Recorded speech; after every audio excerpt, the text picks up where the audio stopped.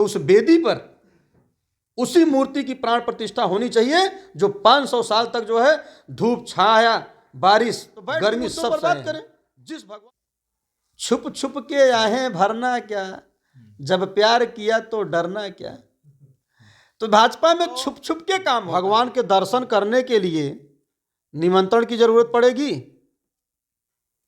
भगवान राम तो हर जगह हैं। भगवान राम किसके नहीं हैं? भगवान राम से पूरी सृष्टि चलती है, कण कण में व्याप्त है। मैं बता दूं, राम मंदिर के प्राण प्रतिष्ठान को लेकर के पूरा जो देश है वो तैयारी कर चुका है। कल 22 जनवरी है और 22 जनवरी को अयोध्या में राम मंदिर का प्रतिष्ठान होने वाला है। मैं बता दूं, बड़े ही भव्य तरीके से राम मंदिर प्रतिष्ठान की जो तैयारी है वो चल रही है, मानो जैसे युद्ध स्तर पे किसी कार्यक्रम का आह्वान किया जा रहा हो। और क्यों न किया जा रहा हो, क्योंकि ये भगवान श्री राम की बात है।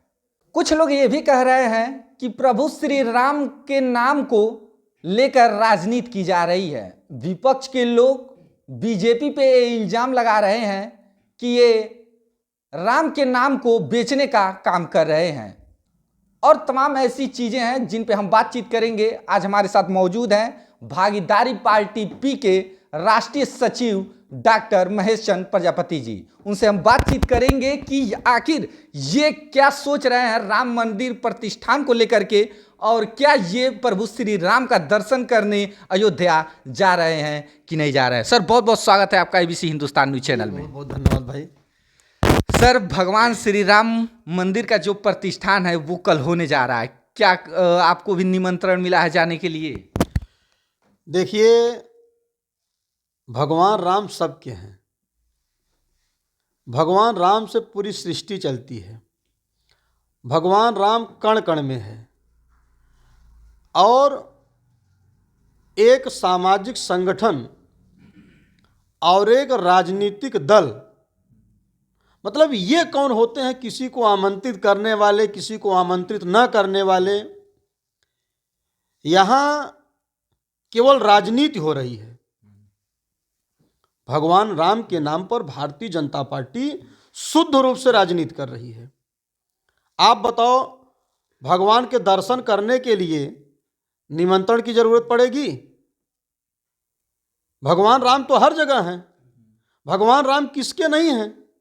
भगवान राम से पूरी सृष्टि चलती है, कण कण में व्याप्त हैं। जब व्यक्ति की अंत्येष्टि होती है तो भगवान राम शब्द का ही उच्चारण होता है। तो जिस तरीके से भारतीय जनता पार्टी इस पर राजनीति कर रही है, ये नहीं होना चाहिए। बड़ी बात यह है। अच्छा सर, आपको लग रहा है कि राजनीति हो रही है? बिल्कुल राजनीति हो रही है। कहाँ सर ऐसा आपको दिखा? मैं बता रहा हूं, आप बताइए। मैं एक सवाल आपसे ही जानना चाहता हूं। भगवान राम मुकदमा लड़े, भगवान राम धूप जाड़ा गर्मी सब सहे, टेंट में विराजमान थे। 500 साल से भगवान राम संघर्ष करते चले आए। बाबा साहब B.R. अम्बेडकर द्वारा बनाया गया जो भारतीय संविधान है, उस संविधान से न्याय मिला कि मर्यादा पुरुषोत्तम श्री रामचंद्र जी का जन्मस्थली यहां जगह है, अयोध्या राम जन्मभूमि जिसको कहते हैं। और देश के प्रधानमंत्री माननीय नरेंद्र मोदी जी उस मूर्ति को ही गायब कर दिए। आज जिस मूर्ति की प्राण प्रतिष्ठा की जा रही है, वो मूर्ति अभी 2 दिन पहले ट्रक से लद के आई हुई है। कर्नाटक के किसी मूर्तिकार ने उसे निर्मित किया है। अगर प्राण प्रतिष्ठा करनी थी तो उस मूर्ति की करनी चाहिए जिन्होंने लंबे समय तक मुकदमा लड़े, जिसमें इस देश के हर नागरिक की आस्था है। हर नागरिक भगवान के उस राम की प्रतिमा की पूजा करता है, जिस भगवान ने वहां धूप बारिश गर्मी सब सहे। हम कहते ठीक है, मैं विरोध नहीं कर रहा हूं कि आप मूर्ति ले आए, अच्छी बात है, लेकिन जो मुख्य वेदी है, जो मुख्य आसन है, उस आसन पर उसी मर्यादा पुरुषोत्तम श्री रामचंद्र की मूर्ति स्थापित होनी चाहिए जिसमें हर उस नागरिक की आस्था है। पहली बात। दूसरी बात कि मंदिर बन के तैयार नहीं हुआ। भाई, प्राण प्रतिष्ठा किसकी की जाती है? जब कोई चीज पूर्ण रूप से बनकर तैयार हो जाए।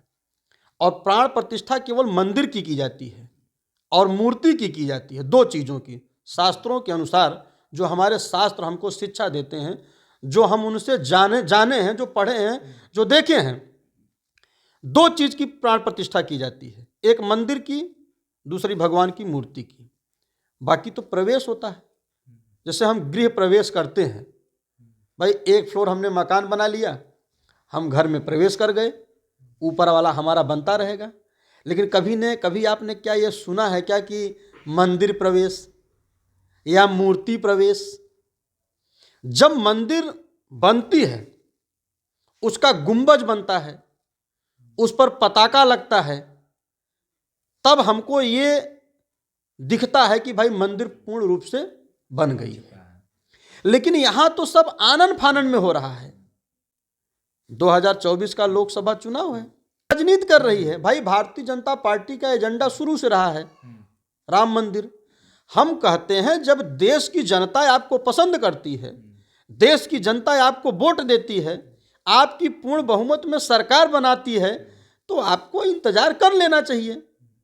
मंदिर पूरा बन के तैयार हो जाता, उसके बाद आप 2024 के लोकसभा चुनाव के बाद भी प्राण प्रतिष्ठा कर सकते हैं। लेकिन सरकार ऐसा नहीं करना चाहती है। सरकार की निगाहें टिकी हैं कि भगवान राम के नाम पर वोट ले लिया जाए, महिलाओं को 33% आरक्षण देकर उनके नाम पर वोट ले लिया जाए। लेकिन आरक्षण कब लागू करेंगे ये नहीं बताएंगे। तो कहने का मतलब ये है कि भगवान राम की जब मंदिर बन के तैयार हो जाती, तब आप उसकी प्राण प्रतिष्ठा करते, पूरे देश को आप जो है आमंत्रित करते, पूरा देश दीपावली मनाता। हम विरोध नहीं कर रहे हैं। कुछ लोगों को हो सकता है मेरी बातों को लगे कि यार ये विरोध कर रहे हैं। बताइए, देश के भारत के चारों शंकराचार्य 22 जनवरी को जाने से इनकार कर दिया। उनका भी कहना है कि शास्त्रों के अनुसार, वेदों के अनुसार भगवान राम की प्राण प्रतिष्ठा नहीं हो रही है। जब तक मंदिर पूर्ण रूप से न बन जाए तब तक कैसे आप प्राण प्रतिष्ठा कर सकते हैं? कोई घर तो है नहीं कि चलो हम गृह प्रवेश कर लें, हम ऊपर वाला फ्लोर हम बाद में बनाते रहेंगे, ऐसा तो है नहीं। तो बीजेपी 2024 के चुनाव के मद्देनजर कि हम पूरा देश राममय कर दें और भगवान राम के नाम पर वोट मिल जाए। चूंकि देखो, हर व्यक्ति की आस्था भगवान राम में है और देश का नागरिक तो ये नहीं चाहेगा ना कि भगवान राम हमारे नहीं हैं। भगवान राम तो सबके, मैं भी भगवान राम की आराधना करता हूँ, पूजा करता हूँ, अर्चना करता हूँ। भाई मानता हूँ, हिंदू धर्म में पैदा हूँ, सनातन धर्म जो है वो तो सबका धर्म है ना। हर व्यक्ति की जिस भी धर्म में आस्था है वो होनी चाहिए। चूँकि भारत ही एक ऐसा देश है जो सभी धर्मों को मानने वाले हैं। लेकिन यहाँ तो मैं देखता हूँ जो भगवान यीशु को मानते हैं उनके ऊपर दुनिया भर का मुकदमा लगा के उनको जेल भेज दिया जा रहा है। जो ईसाई धर्म को मानने वाले हैं, प्रभु यीशु को मानने वाले हैं, तो अब तो राजनीति भी धर्म के नाम पर होने लगी। भारतीय जनता पार्टी हर चीज को धर्म से जोड़ देती है, हिंदू मुस्लिम से जोड़ देती है। ये चीज नहीं होना चाहिए। हमारी भगवान राम में आस्था है, हम अपने घर पे पूजा करेंगे, हमेशा करते हैं, आज भी करेंगे। तो सर आप जाएंगे कि नहीं वहाँ पे दर्शन करने? देखिए भाई, हमारे कार्यक्रम लगे हुए हैं और भारतीय जनता पार्टी ने जिनको आमंत्रित किया है उनकी वहाँ व्यवस्थाएं हैं। अभी हम लोग छोटे नेता हैं ना। अरे सर, बीजेपी के ही कार्यकाल में आपको मंत्री बनाया गया था।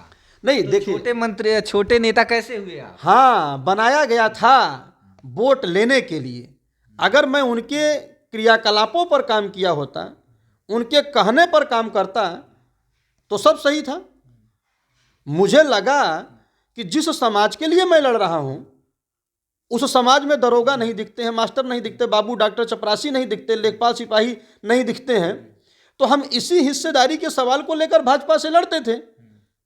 तो बताइए मैं क्या गुनाह करता था? जब मुझे लगा कि यहाँ तो पिछड़े दलित अल्पसंख्यक उपेक्षित हैं, यहाँ केवल वोट लेने के लिए बैठा दिया जाता है। आप बताओ, एक समाज का मंत्री है ना, दगा हुआ कारतूस है, एक थे सिपाही का ट्रांसफर करा दे वो, तो मैं जीवन भर मैं बीजेपी का गुलामी करूं, हैसियत नहीं है। भारतीय जनता पार्टी केवल नेताओं को पालती है, उनको 4.5 साल पालेंगे, जब 5 महीने रह जाएगा तो उनको खुला छोड़ देंगे, जाओ तुम अपने समाज को गुमराह करो और वोट डलवाओ। यही तो होता है भारतीय जनता पार्टी में। अगर भारतीय जनता पार्टी शुद्ध रूप से हम लोगों की हिस्सेदारी देना चाहती है तो बैठ के मुद्दों पर बात करें। छुप छुप के आहें भरना क्या, जब प्यार किया तो डरना क्या। तो भाजपा में छुप छुप के काम होता है, खुल के नहीं होता है। सर कहने का मतलब यह है कि वोट लेने का जब समय आता है तो वोट ले लेते हैं, उसके बाद शोषण करते हैं। बिल्कुल शोषण करते हैं। आप बताओ, मैं एक ही समाज का नाम ले लूं, अपने ही समाज प्रजापति का, है कोई भाजपा में ऐसा नेता जो किसी प्रजापति का ट्रांसफर करा दे? है किसी की औकात? किसी की औकात नहीं है। और जो विधायक जीत के जाते हैं सदन में, उनकी औकात हैसियत नहीं है कि समाज की हिस्सेदारी के सवाल को लेकर, उत्पीड़न के सवाल को लेकर, जाति जुल्म अत्याचार के खिलाफ वो कभी सदन में उनकी आवाज उठ जाए। हिम्मत जीभिया काट देंगे, 6 इंच छोटी कर देंगे। वो कहते हैं कि तुम वोट डलवा दो, आओ सब बैठ के सिर्फ गुलामी करो। यहाँ तो हिस्सेदारी की लड़ाई हो रही है, भागीदारी की लड़ाई हो रही है। हम तो कभी कभी सोचते हैं, हम भगवान राम से भी कहते हैं कि काश हमारा जन्म आज के 40 साल पहले किए होते, तब तक वो सत्ता पे चढ़ा दिए होते। तो सर आखिरी क्वेश्चन हमारा ये रहेगा कि राम मंदिर के बनने से आप खुश हैं कि नहीं? बिल्कुल खुश हैं, क्यों नहीं खुश हैं, पूरा देश खुश है। हो भगवान राम, मैंने कहा ना कि भगवान राम राममय हो चुके हैं। भगवान राम सबके हैं। का हम कोई आज का हो रहे हैं का राममय? हमारे पुरखों से हम लोग आराध्य मानते हैं। भगवान राम एक ऐसा प्रतिबिंब है, एक ऐसी विचारधारा है, एक ऐसा विचार है जो भगवान राम के विचारों पर सभी चलने का प्रयास करते हैं। आप देखो, भगवान राम की कहीं भी प्रतिमा कोई पाएंगे, कहीं भी देखेंगे उनकी मूर्ति, उनके चेहरे पर एक अजीब सी मुस्कान होती है। भगवान राम पूरे जीवन में कभी झूठ नहीं बोले हैं। हम तो कहते हैं नरेंद्र मोदी जी अगर शुद्ध रूप से भगवान राम को मानते हैं, या भारतीय जनता पार्टी का एक एक सिपाही मानता है, तो उस वेदी पर उसी मूर्ति की प्राण प्रतिष्ठा होनी चाहिए जो 500 साल तक जो है धूप छाया बारिश गर्मी सब सहे हैं। जिस भगवान ने मुकदमा लड़ा, उस भगवान की जो है मूर्ति उसी वेदी पर स्थापित होनी चाहिए।